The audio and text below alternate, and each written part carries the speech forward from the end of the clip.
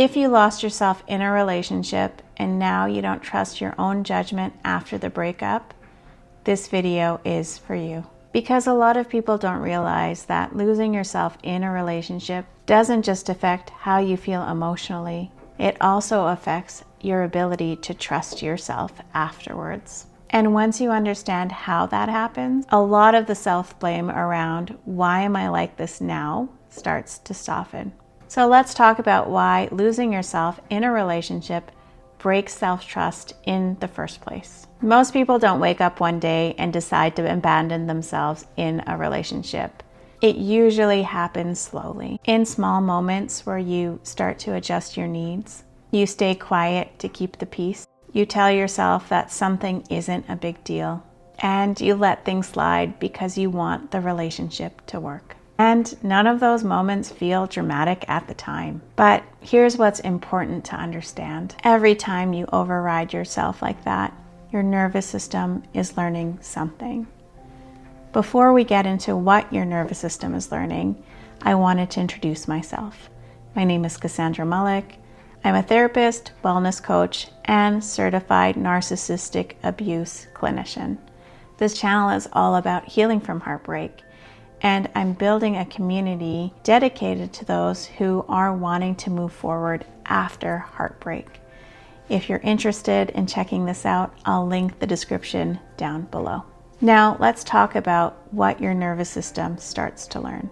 You start to learn that your inner voice isn't something that you can rely on. So instead of trusting your instincts or your feelings, you start to question them. You think, maybe I'm being too sensitive, maybe I'm overreacting, or maybe I'm the problem. But here's what most of us miss. You weren't doubting yourself because something was wrong with you. You were doubting yourself because that was the safest way to stay connected. In many relationships, trusting yourself came with consequences. Speaking up led to conflict, having needs led to distance, and following your instincts led to tension or withdrawal. So your system adapted. It learned that doubting yourself felt safer than risking the relationship. And we've all done it. It's not a flaw. It's a survival strategy. This is where self-trust really starts to fracture. Because when you repeatedly choose the relationship over yourself, your system starts to realize that you're not in a place to be able to protect yourself. Now, here's the part that confuses a lot of people. After the breakup, the self-doubt often gets louder, not quieter. And that can feel terrifying. During the relationship, your connection felt like the external anchor. Once it's gone, your system starts scrambling for certainty. That's why you replay conversations. That's why you second guess your decisions. And that's why you question whether or not you can trust your own judgment. But this isn't a regression. It's actually a recalibration. Your system is trying to relearn how to rely on itself again without abandoning itself the way it did before. Feeling lost after losing yourself doesn't mean that you're broken.